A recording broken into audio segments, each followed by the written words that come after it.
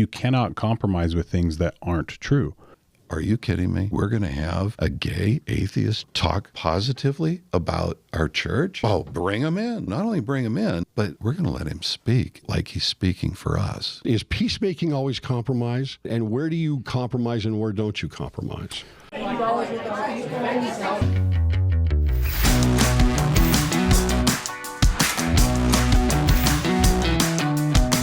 So in this episode, we talk with Paul Mero, who was the head of the Wheatley Institute in Salt Lake. He's been in D.C., a lot of work with the church and politics there, and with Eric Moutsos. You may know Eric. He's the police officer that was forced out of the Salt Lake City Police Department because he would not ride his motorcycle in the gay parade there. And he is a political influencer with, a ton of followers. So anyway, the three of us here, we talk about Jonathan Rauch, this visit from Jonathan Rauch to BYU recently, an author who is very secular. He is an atheist, and yet we seem to be pulling that together in this kind of compromise, which is very odd to me, with certain standards of the church. And he gets a standing ovation at BYU because he also mentions the church in his book and how people ought to be doing it the way that we're doing it in terms of compromising. But there's a lot to hash out here. This is a really interesting discussion. So I think you're going to enjoy this quite a bit. This episode is brought to you by Go and Do Travel. I am the official spokesperson for Go and Do Travel, and the Journey of Wisdom cruise. This is something that covers 3 different continents. We go to Greece, the Isles of Greece, the Isle of Patmos. You're going to go to Ephesus and Istanbul in Turkey, and then you're going to finish up in Cairo, Egypt. And we take a look at certain teachings that we get from Paul in these areas, from John in these areas, and then down in Egypt with Abraham and Joseph of Egypt and Moses. And we contrast that with the philosophies of men today. It's really, really fascinating. Gospel principles versus the stuff that we get today. So just a great cruise. Very excited about doing this. You can find out more by going to quicmedia.com, go up to the top at trips and events, and scroll down to Journey of Wisdom. Here we go. All right, welcome to Cwic Show. My name is Greg Mattson, and I am your host. In this episode, we bring on Paul Mero and Eric Moutsos to talk about a recent visit from Jonathan Rauch, the journalist from The Atlantic and the Brookings Institute, to BYU. This is a very interesting event, a very interesting guest, and something that's maybe a little bit consistent about the guests that are being brought into BYU at this time. Paul and Eric, welcome to the show. Thank you very much. Yeah, thank you. It's an honor. All right, we're going to talk about some things here that are we got to walk the edge of the sword a little bit on this one, right? So first of all, Paul, can you give us kind of your take on what is going on as we're bringing in someone like a Jonathan Rauch, who is gay, Jewish, atheist, and kind of platforming him somewhat, not just BYU, but maybe the church? Yeah, not just platforming, parading him around, and as like a pseudo spokesperson for the church. Mm-hmm. And it's all coming out of the Wheatley Institute at BYU. Mm-hmm. I don't know how Wheatley got a hold of the issue itself or the idea of bringing this gentleman in. But Rauch is a longtime gay activist. He's probably on the intellectual side of that. But Paul Edwards, who runs the Wheatley Institute, is a friend of mine. I knew him when he was an editor at the Deseret News. He is a part of, I'd say, a faction, almost kind of like there used to be this debate about grace and works for a little while, you know, and there certain folks were pushing the whole Protestant grace kind of thing, and still going on. It's still going on, but so there's these factions, right? Mm-hmm. Well, I would say that my friend is part of a faction that believes that compromise is somehow inherent in in constitutional government, not just natural, not just obvious, but kind of a goal of constitutional government. In other words, if we are not actively seeking to compromise on some issue, we're not living up to the spirit and letter of the United States Constitution. Well, as a conservative, I just think that's nonsense. If that were true, maybe the only evidence is slavery. That'd be the only evidence. And I don't even think that was a compromise. I think that was thrust upon everybody. They couldn't do anything about it. But otherwise, everybody, is standing their ground. And as conservatives, as Latter-day Saints, as an Orthodox Latter-day Saint, I'm going to stand my ground. And I remember in one meeting, forgive me this short story, but I remember at one dinner that my think tank was hosting. Church leaders were there, the whole elite hierarchy of Utah's church community, they were there. And my friend was there. And after we got done saying that if you fall for gay right discrimination laws, you're going to end up with same-sex marriage. His was the sole hand that went up and said, well, isn't there room for compromise? And I just immediately, I said, no, none. I said, this is why we're here tonight. You're either on this side or you're on that side. That was it. So I think the whole movement, if you will, of this internal faction inside the church, especially those who would consider themselves elites, right? Like running departments at BYU or heads of departments inside the church administration buildings. I think they are truly believers that you can compromise with evil. And they wouldn't put it that way. I'm putting it that way. And I think what we're now seeing of my friend at Wheatley Institute parading around an atheist, gay, as a spokesperson, trumpeting the whole idea that Mormonism is going to save democracy. There's a lot of problems with that we can get into, but that's, to me,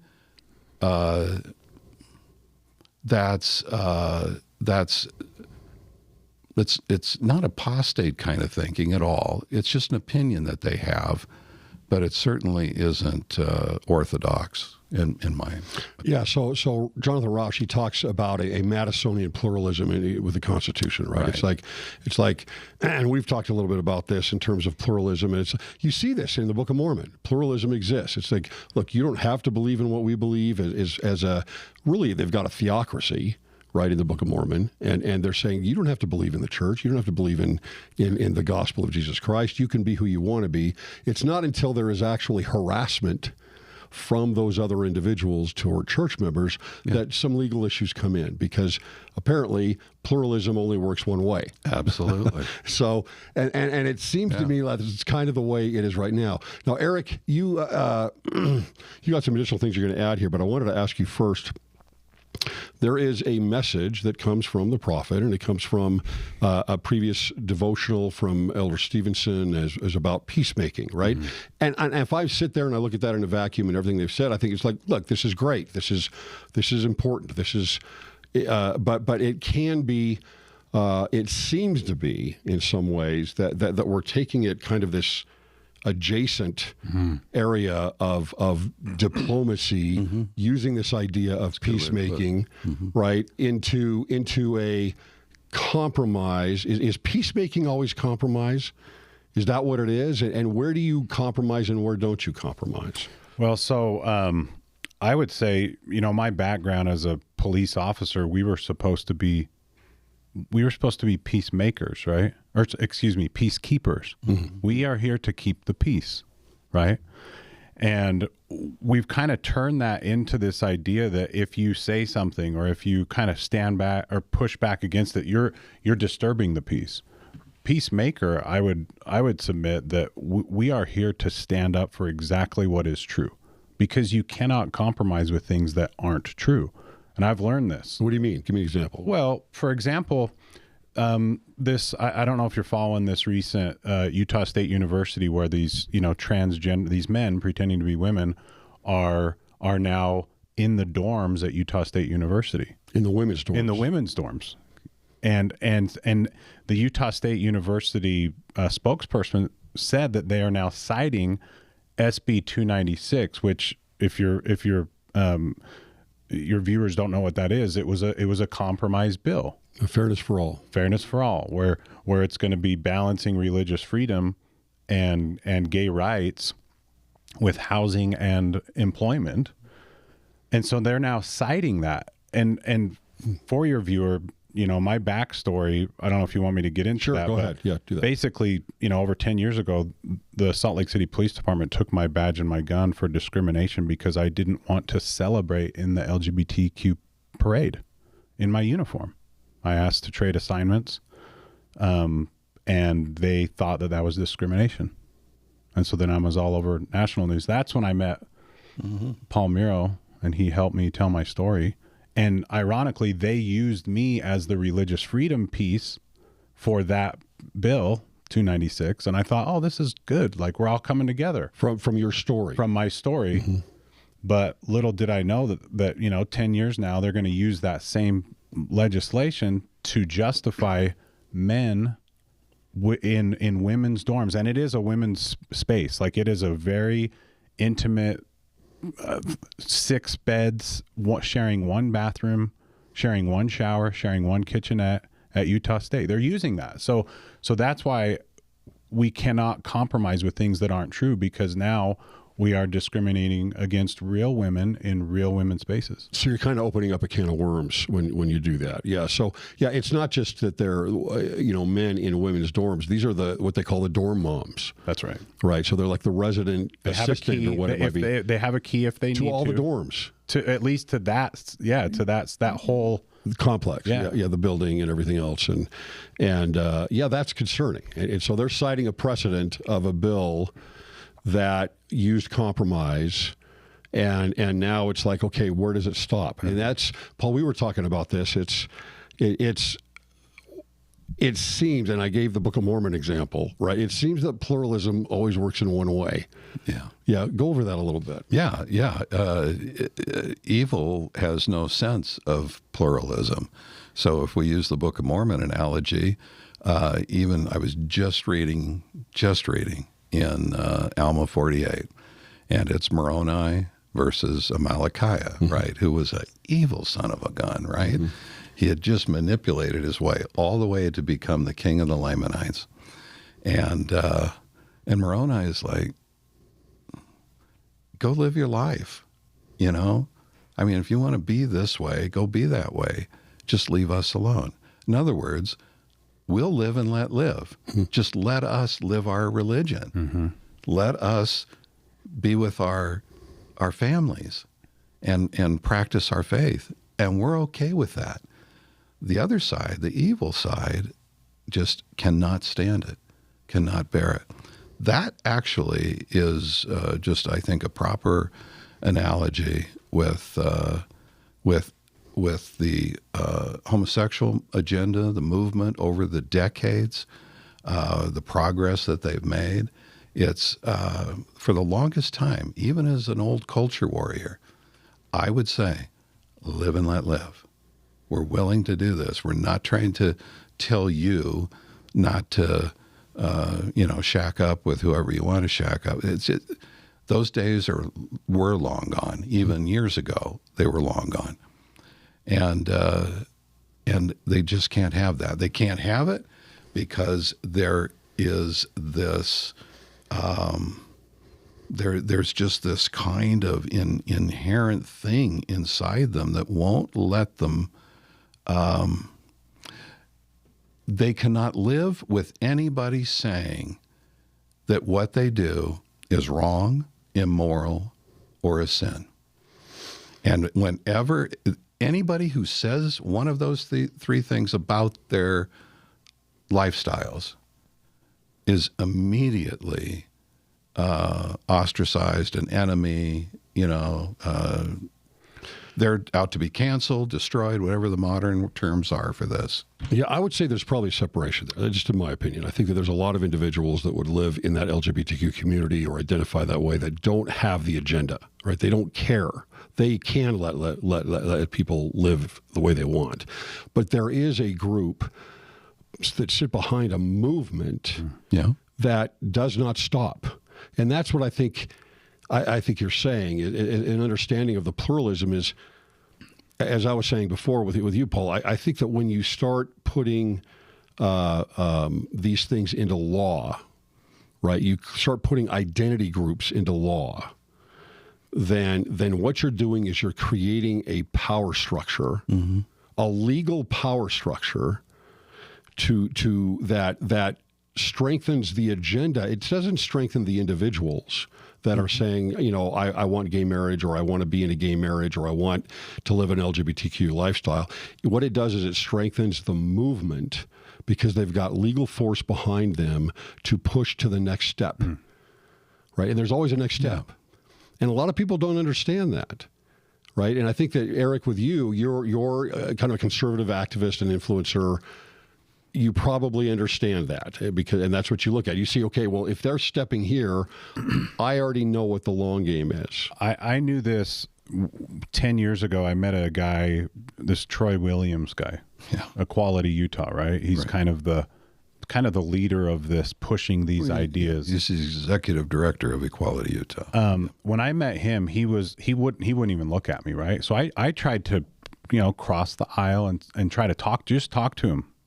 And I just said, is it offensive that I don't want to be in the parade? He said, it is deeply offensive. And then within a couple of days, I saw him again. And whether he was joking or not, he said something to me that it shook me, because he said, by the time I'm done with you, I'm going to have you doing wheelies in my parade. Interesting. Yeah. And so there are people that are behind this group that will not stop, that will compare you to a racist if you disagree with their lifestyle. And somehow this has leaked into our church culture to where if you push back at all and say, hey, a man is a man and can't become a woman, or we don't agree with this lifestyle, you're now in this category of racist. And now, bringing up the things of who they're bringing into BYU, they're now calling people like me apostates online. I was just called an apostate because I brought stuff up with what's happening at BYU, because they say this is the Lord's institution, this is the Lord's church, or excuse me, this is the Lord's school. And so I think it's really important that we have these discussions, because there's a lot of people that think like us that we feel like we don't have a voice. Well, there's a confusion that's all over this. And by the way, just interestingly, Troy Williams used to work for Gail Ruzicka at Eagle Forum before he moved on to greater things. That's a big change. Oh, big change. Yeah. But they're dear friends, and Gail's a dear friend. The other thought I had too was, my peace is not of this world, right? My peace is not your peace. And so when we're talking about peacemaking, and Rauch uses the term cultural peacemaking, that's kind of like this cultish idea. Well, and have you seen his tweets? So I just this guy. Have you seen any of his tweets? I have, yeah. Let's get to him in a minute, but yeah, it's unbelievable. He's not that civil. He's not that civil, and he's not that compromising. And he is an activist. Yeah. And that's the other thing I wanted to clarify. Yeah, we're only talking about the activist side of things, the ones, the folks on our side and the folks on their side, right, who are activists or culture warriors, however you want to describe it. I'm not talking about regular people who mind their own business and just get on with life, right? There's certain of us who have been, whether it's a calling or whether we just got shoved into it by the universe, however this has happened, our business is in our case, is to defend the faith, to defend freedom, to defend our families, and that's our passion. That sounds like Captain Morona, actually. It is also an opposite passion on the other side, where their passion has to do with their pathology of not having anybody look at them askance or cross-eyed or, anything. This concept of Madisonian pluralism that he brings up, I think, is just it's not a made-up term, but he's a sophist. I mean, it's just sophistry when he is arguing. Jonathan Rauch, when he's arguing at BYU. By the way, he got a standing ovation. Yes. A standing ovation from some lower-level general authorities of our church, much of the Brigham Young University leadership who was there, and of course anybody else who was in attendance, except for maybe a friend of ours or two. And this guy has been warmly received, and he is. If this were my podcast, you would hear words you would never hear otherwise. But I'm just going to say it's just BS. The whole thing is nonsense. And to think that intelligent, faithful Latter-day Saints sit there and can listen to this stuff and not look at each other like, why is this guy here? Why is he's praising our church for what? Oh, for the Utah Compromise in 2015, HB 296 that you were talking about, right? Well, what was the compromise? The compromise was that gay rights would include access on employment and housing, and on the religious freedom side, the compromise was the LDS Church as an institution gets to legally discriminate against them. That was the compromise. We didn't. Was it just the LDS Church, or was it any church? It was any church, but you're talking about church Utah, though. In Utah, any church isn't the LDS Church in Utah, and it was the LDS leadership that pushed through the bill. They were the originators of it. They were the ones who went to the Senate president and the House Speaker and said, "We want to do this now," and of course, when the church speaks, those legislators just go, "Yep." Well, and I think in theory, trying to come together as even this, you see this Gays Against Groomers group, right? I like that group. Yeah, I've met them. Yeah, I like that group because they're calling out everything that's happening now. Yeah, that's an example of those that are they have the lifestyle, but they're pushing against the agenda. It's like Andrew Sullivan, who makes a distinction between being homosexual and queer. Right, yeah. So in theory, we it's absolutely we have to have these conversations, but I don't think that we understand as saints that the people pushing this, like I was talking about, they won't stop. So that's why I was saying you can't compromise with things that aren't true, because then you become not true. There is, in philosophy, and this is something I talk a lot about that goes more along the lines of a Marxian, trajectory, but there is what you call the Hegelian dialectic, right? And with the Hegelian dialectic is basically from a progressive side. It's true. It works. The Hegelian dialectic is real. It is how culture moves toward a progressive side, right? And it's basically, we've got what they call a thesis, and then we're going to push this out to an antithesis or an antithesis, which is a radical push beyond where we're at right now, right? And then what you end up with is synthesis, the compromise. Yeah. Right? It's the cultural compromise where now you hear the synthesis in the middle. Well, what happens is in that dialectic is you're not done. No, you keep pushing. It's now you've got a new thesis, a new standing point, a new stepping point, right? Where you now are originating from, and you now go out even further, and then you'll compromise to the middle. So it's kind of like I see this as exactly that. right? And this is what he's talking about here, Jonathan Rauch in this. I don't now he may have a stopping point himself personally. He has some rationality. I've read some of his stuff, and you know, I don't know that where he would stop, but a lot of people will not stop, and so it's kind of along the lines of what we were saying with an agenda. If you understand that dialectic, you understand that you better stop here, or it's going to keep going. It's not going to stop. So opening a can of worms for compromise of things that aren't true, well, like marriage, for example, is not a one-time thing. It's not a one-time thing. It's not just.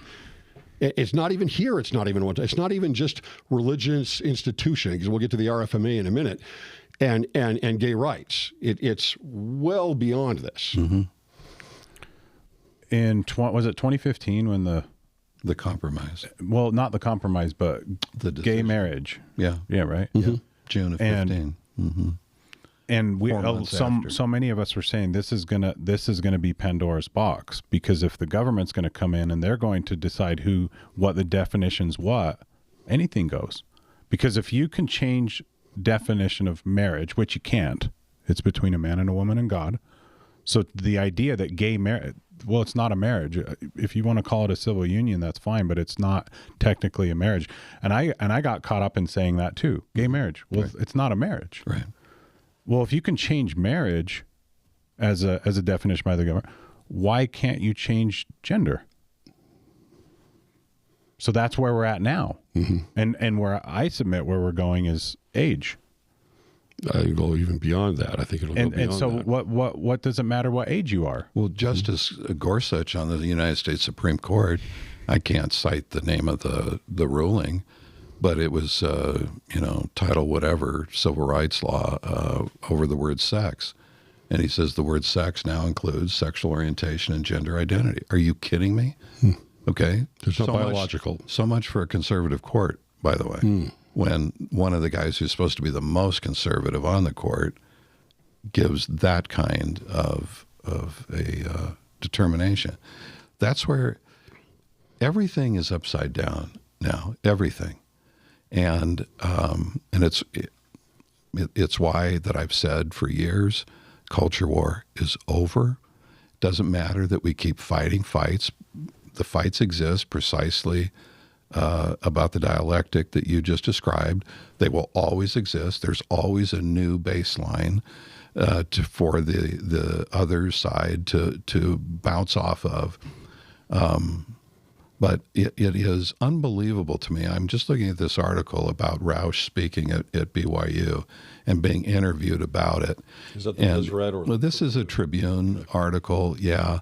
And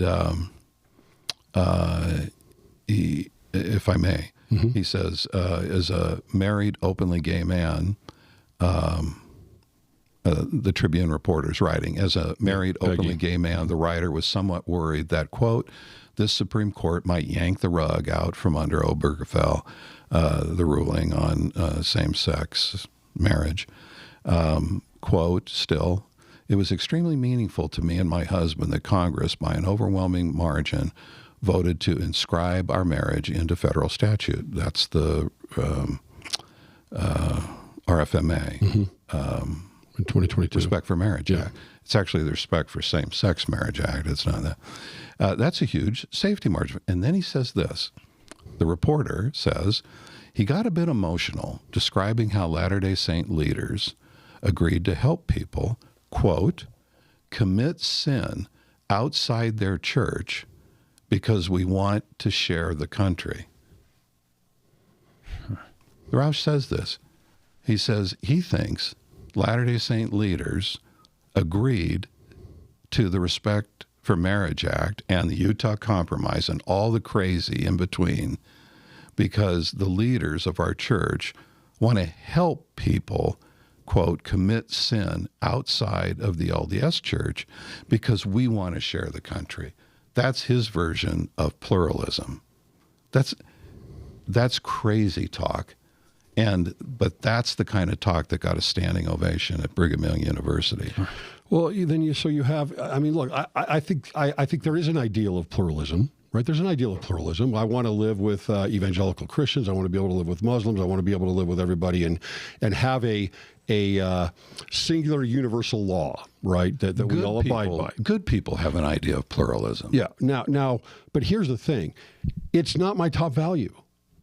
It's not the top value, right? It doesn't trump truth. Right. It doesn't trump my family. Right. It doesn't trump my religion. Right. It doesn't trump any of those things. If I look in a pluralistic society and all of a sudden that pluralistic society through the defining language of law and identity groups are now encroaching on my religious rights or on my family or anything else, or my children or anything, now I've got a problem. That pluralism isn't working for me, so it's not the top value. The other thing is compromise is not the top value. Yeah. And that's the sense that I get. I mean, as I read this Deseret News article, which is going to be more supported by the church side of things, this is the title of the article in the Deseret News. The remarkable message of a Brookings senior. So they're trying to say, look, this is a left-leaning guy. Right, of a Brookings Senior Fellow gave to BYU students about the civic theology America needs. So again, you've got an atheist telling us about the civic theology that America needs. It's odd to me that we're looking at this idea. That's the same thing. I think there's a corruption of trying to take the idea of peacemaking from President Nelson and putting it up here as the top value above truth and everything else. That doesn't sit well with me. Well, President Nelson doesn't talk about any of this. No, he doesn't. No, he doesn't. He talks about living peaceably. He talks about peacemaking and being peaceful, but in a covenant LDS context. Yes. He doesn't talk about it and he talks about it in the same way as Jesus Christ talks about peace. You know, it's not, which is not the world. Way. It's not the world's peace. It's not the same thing. And I would argue that Captain Moroni was a peacemaker. Right. Totally. He was a peacemaker. Now people say, well, he was no. He stood on what was true, and they had to make very difficult decisions, but they stood up. And that's why most people in the church, who's your favorite character? Who's your favorite character? Captain Moroni. Yeah. Well, then what are we doing? Well, and he didn't see even the living of pluralism, even beyond his Nephite nation to the Lamanites, as I need to encroach on the Lamanites. Right. It was just leave me alone. That's right. It was defense of my family, my religion, my God, my liberty. So they go on in this article, and it talks about their flocks and the way that the Church of Jesus Christ does about behavior in politics and online. So that's when I went and looked up this guy, and he's talking about following Satanists. He's talking about really anybody that's for Trump. He's a hardcore anti-Trumper, hardcore anti-Republican. You're talking about Rauch? Yes. Yeah. And so it's like, well, hold on a second. How can we have peace works in one direction? It's like, you know. Well, so are all of the folks at BYU that are parading him around. They have this the same mentality. Look, in 2016, I unaffiliated with the Utah GOP over Trump. I did. I've been a never Trumper, but my gosh, you know, it's not like I hate the guy. It's not like I can't support the guy. In other words, there's your pluralism right there. You know, there's an opportunity to see positivity and progress. We have hope, right? But this other side of the narrative, this Rauch pluralism, is nothing but a scheme. This guy is scheming, and he's taking advantage of these gullible, I swear they are gullible, elitists inside the church and at BYU who would welcome this, almost like when a bunch of Republicans applauded Nixon for going to China. You know, Richard Nixon would go to communist China? Are you kidding me? What a breakthrough. You know, what a fantastic thing to happen. Well, you know, that's politics. But this is the same kind of spirit. It's like, are you kidding me? We're going to have a gay atheist talk positively about our church? Oh, bring him in. Bring him in. Oh, not only bring him in, but we're going to let him speak like he's speaking for us. It's odd. It's really, it's very odd to see this platforming of what really, I just feel like it's dangerous. It's not just dangerous in the sense of who he is and what he's representing, but what's going to happen with him down the road. You don't know. You don't. It's kind of like. Well, I'm not going to bring up any names, but when you bring up someone and you platform them, and then you and I know who I'm talking about, I think, but when you platform him, then and then he does something really wrong. And there's issues there. It's like, and all of a sudden you've got a black eye and you have to kind of move beyond it real fast, right? And I that's what I feel about this. I mean, and the other thing is this idea of, when you take the idea of a spiritual peacemaking, be peacemakers. Okay, well, Melchizedek was the Prince of Peace. Christ there is a title that is the Prince of Peace. They're not the passive. That's not what they are. They're spiritual giants. It's peace through strength. It's peace through spiritual strength. That's right. Right. And it's Abraham is modeling the same thing. He wants to be the same thing. What does he do when Lot, his nephew, is stolen and kidnapped? He goes off and he's after the Canaanite kings, right? And takes the booty and takes everything from them and saves Lot, right? Peace is not. And peace in the scriptures is interesting because it's always, especially in the New Testament, it's around chaos. It's always during chaos, but there is a peace. And I think Jesus says my peace is not your peace. Right? My peace is not this peace of the world you're speaking of. And we're talking about the peace of the world here, which, let me just finish this thought, always goes in one direction. That's when I see someone like, and this is someone, I like Patrick Mason. I don't like his conclusions, right? And he's an author and up at Utah State, a professor up at Utah State, and he is big on the idea of the peacemaking, right? But as I read his books, he talks about, in one of his books, there's 5 things that we need to change to be, to move toward peace and things. All 5 of them are conservative issues. All 5 of them. And so, again, for peacemaking means move toward progressivism, right? Move toward progressivism, and then we can have peace. I think it's important to, especially as Latter-day Saints, what's our ultimate goal? To become something, right? To become like him. And a lot of people in our church think that God is only the God of peace. Well, he's the king. He's the king of the universe, and he knows how to defend his kingdom. In Exodus, I want to read this real quick. Exodus 15, Exodus 15:2, the Lord is my strength and my song. And then in verse 3, the Lord is a man of war.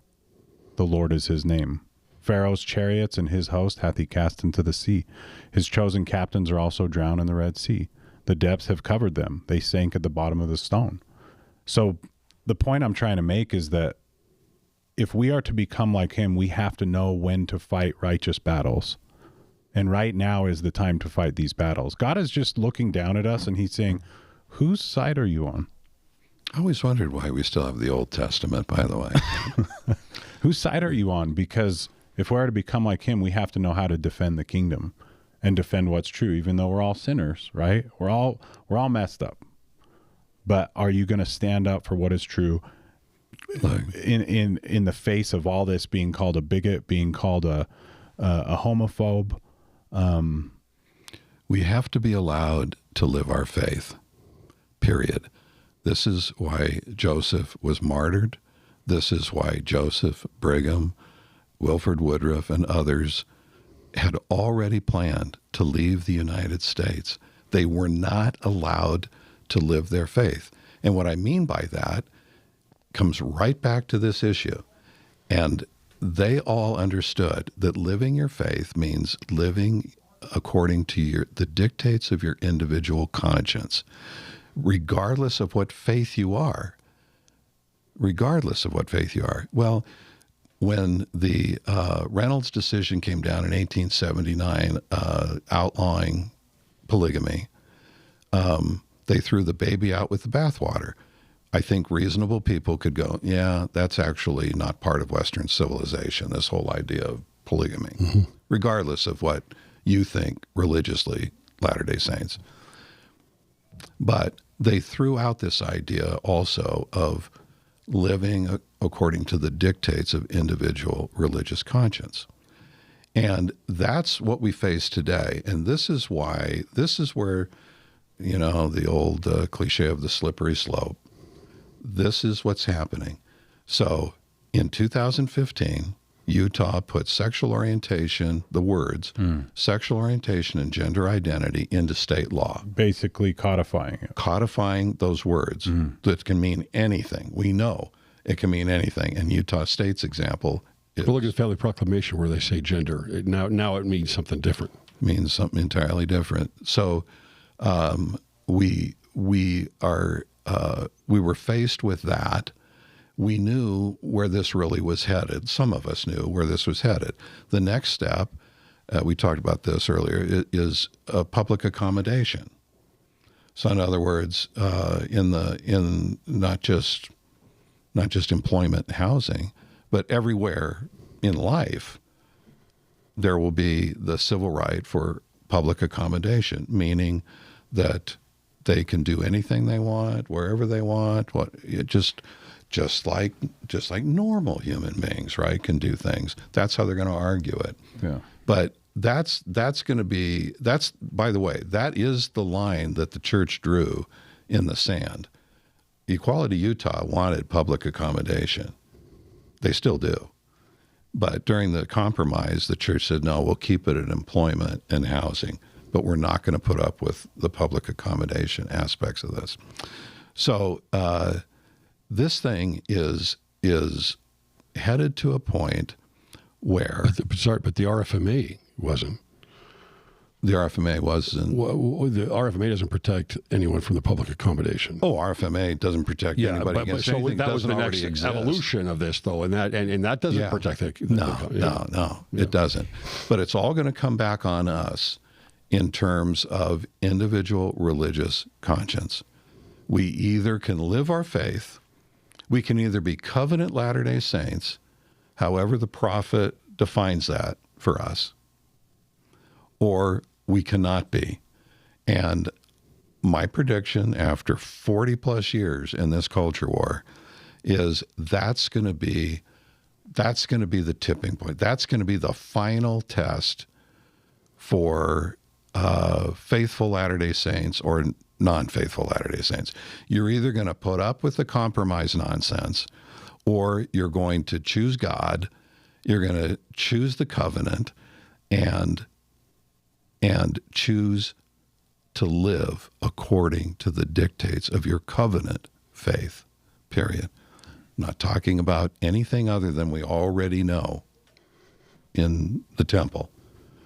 Those are our covenants. Those are the covenants we make. That's what makes us covenant people. But that's what's going to be under attack. And it's going to be under attack precisely because the gay activists will not let us live according to the dictates of our individual conscience. This is what's so awful, by the way, about the 2015 Utah Compromise. The church, our faith, threw its members under the bus on gay civil rights in employment and housing, but exempted itself as an institution. That's why I say the compromise was gays, you get civil right protections on employment and housing. The churches, LDS Church in Utah, gets to, they call it religious freedom. The reality is they get to legally discriminate against gays. We're not going to, you can't push us to hire you on Temple Square or anywhere, Deseret Book or BYU or whatever. And so this is what this is the nonsense. So if I just flip the switch to a public policy guy, not the culture warrior guy, I'm thinking this is maybe one of the worst. This is one of the best examples of one of the worst laws that I can think of. And all under the name of compromise, which is now the new buzzword along with peacemaking. Well, it's interesting because this is, they've tried to get this into other states. They've tried hard to get this into the states. They came down to Utah. You've got a lot of Latter-day Saint, members of Congress and in the state Senate, and it didn't even get to the floor. They won't even touch it. Right. And so it's the same, because you can see now this law is only in Utah.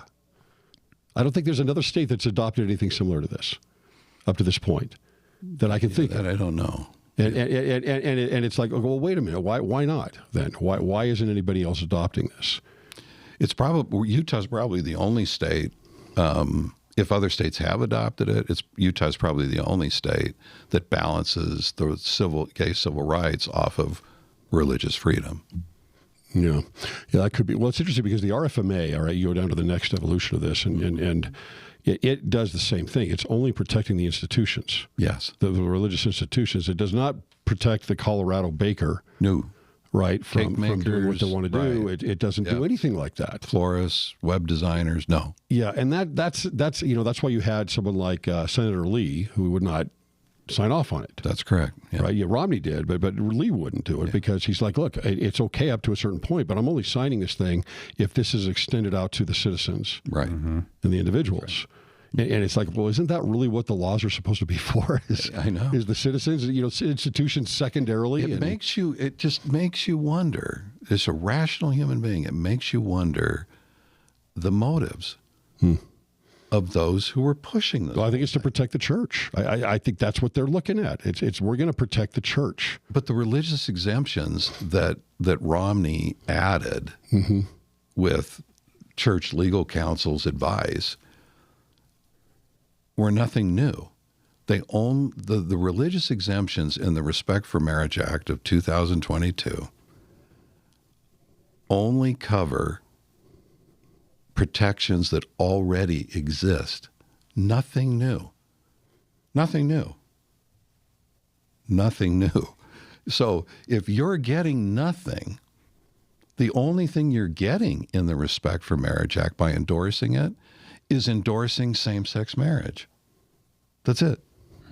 Yeah, you're saying that. Are you saying they're getting nothing new because of already existing constitutional rights? Existing religious freedom rights that are not currently threatened. Like the cake baker should be. He should be protected. The policeman should be protected. The photographer should be protected. But they're not. They're not. No. So here's another point here. That's why Mike Lee voted no. He opposed it. Yeah.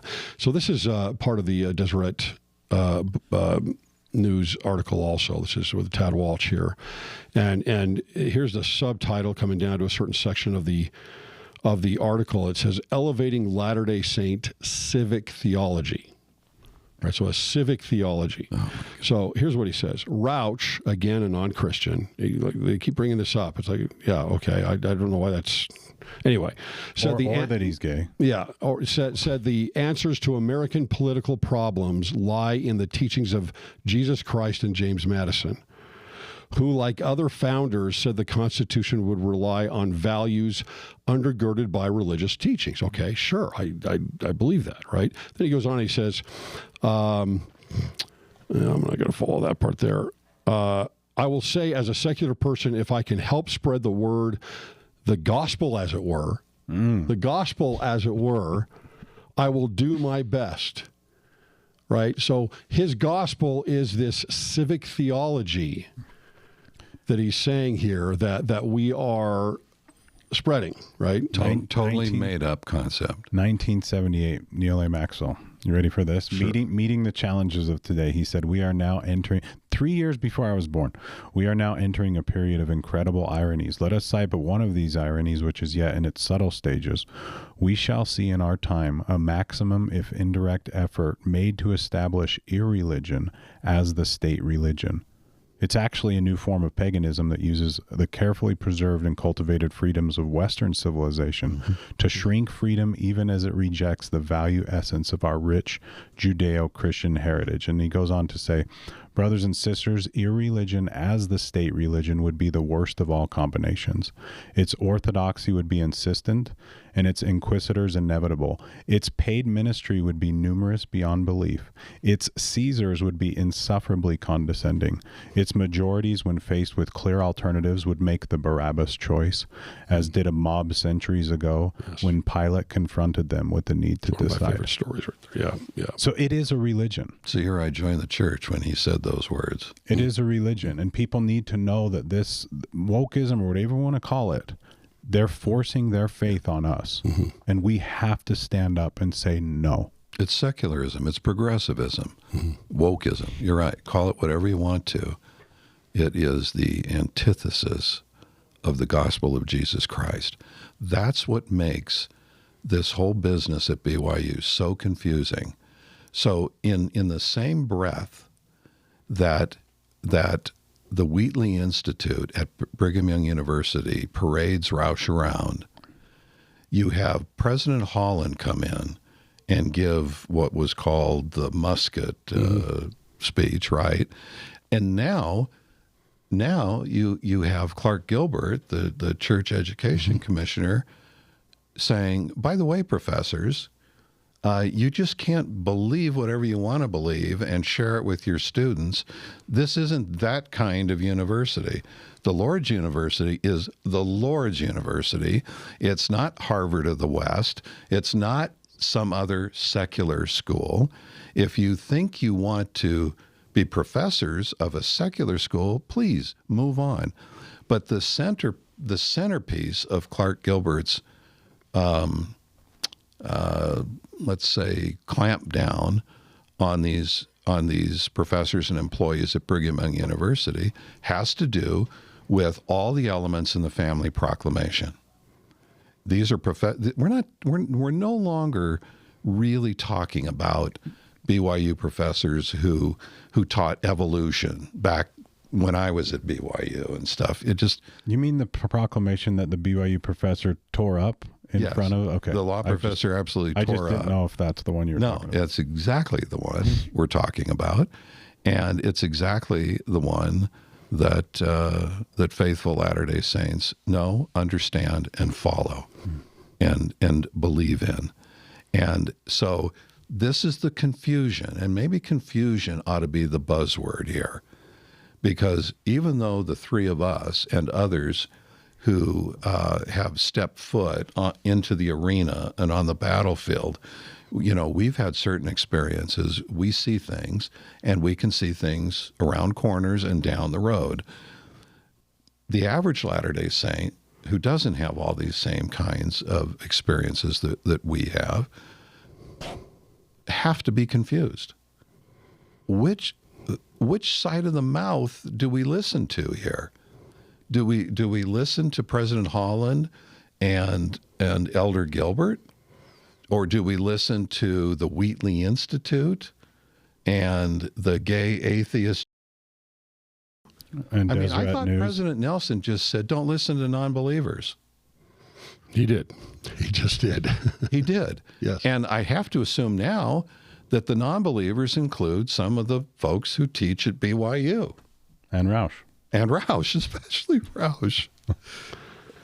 Yeah, it's confusing. It's odd, and sometimes I think about the messaging there, and it's just I don't understand the messaging that and it's probably a natural evolution with the church as an example that is growing. It has got numerous different cultures and government institutions and other institutions that they need to work with and gain favor with and to spread the gospel, and so you have to take all that into consideration. But let me just one more point about BYU. There's always folks who consider themselves better than other people, always the elite. BYU is full of individuals, professors and administrators who consider themselves the elite. They know better than we know. And one example, when I was a freshman at BYU in the days when they accepted stupid people at BYU, I was in a foreign policy class, with the professor. I don't know if he's still around. I don't know if he's still alive. He was Palestinian, and his name was Omar Kader, Kader. And we were talking about, these are Cold War days, right? This is pre-Berlin Wall coming down. These are Cold War days. And so in a foreign policy class, Kader is talking about and asking the students what we would do in terms of like the Soviet-America relationship. There were comments. Me, in my newly member naivete, raised my hand, and I said, well, I just read President McKay said, if anybody treated my family like the Soviet Union treats the United States of America, they would no longer be my friends. Omar Kader looked me in the eye, and this is the elitism, and he says, in this class, we don't parrot the prophets. Now, I found that, in my experience at BYU, I found that a consistent message, even among the ones who thought that they were the more conservative professors in political science and public policy. I think that's what's going on, is there is this culture of elitism. Now the mantle has been passed to the Wheatley Institute, parading this guy around, and which is why the Wheatley Institute, they're bringing in a guy, Yuval Levin, and he's a fantastic conservative intellectual. He's written one of the best books that I've ever read. But he's going to come in and he's going to talk about whatever this cultural, the compromising or the Madisonian pluralism.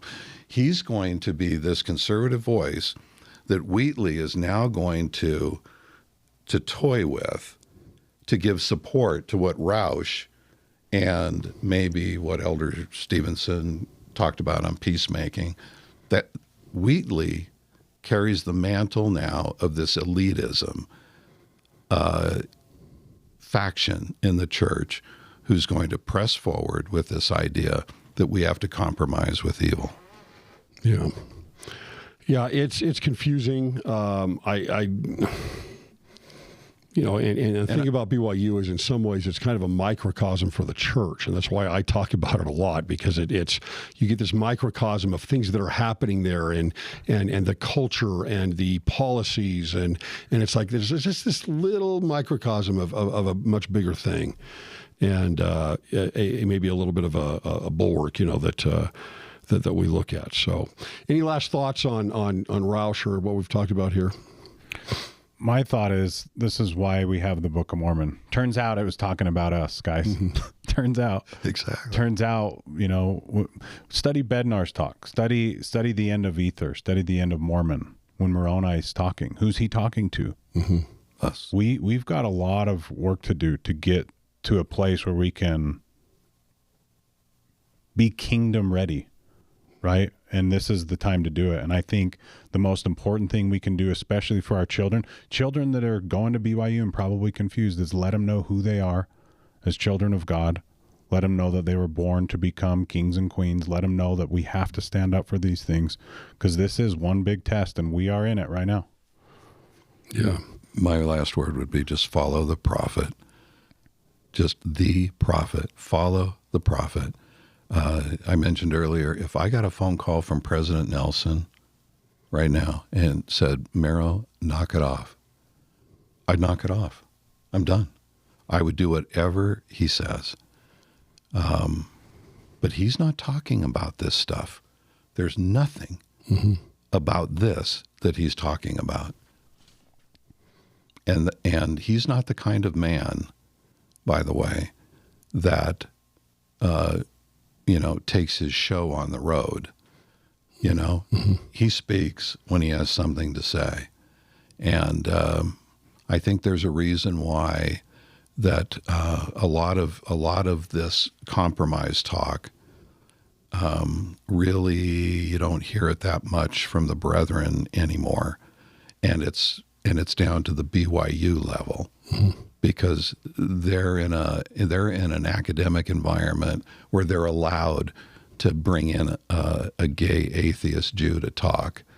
That's why I say the mantle's been passed over. I'm positive that President Nelson, even if he knows about this stuff, is just like, you got to be kidding me. You got to be kidding me. At some point, he'll address what he needs to address, just like he did on grace, right? You remember that? And now inside the endowment, we have clarity on grace after all you can do. Yeah. Cool. All right, Eric Moutsos and Paul Mero, really appreciate it. Where can people find you guys? Just any platform, Eric Moutsos, pretty much. And I'm retired, but can I plug the book? Yeah, go ahead. I'll plug the book. I've still got the book up in my home studio. I know you do, and I'm so grateful that you do, but this is my new book. This is over 40 years of my career in the culture war. And basically says we lost the culture war, our side lost 25 years ago, and get out of the fighting, stop fighting, live peaceably, live our faith, be covenant Latter-day Saints, accept it. You're going to get stepped on. You're going to have to martyr yourself at some point in certain ways. But if you're an average Latter-day Saint, just live peaceably, take care of your family, don't lend them out to the world, and be faithful. All right, guys, really appreciate it. This was fun, and maybe we can do it again.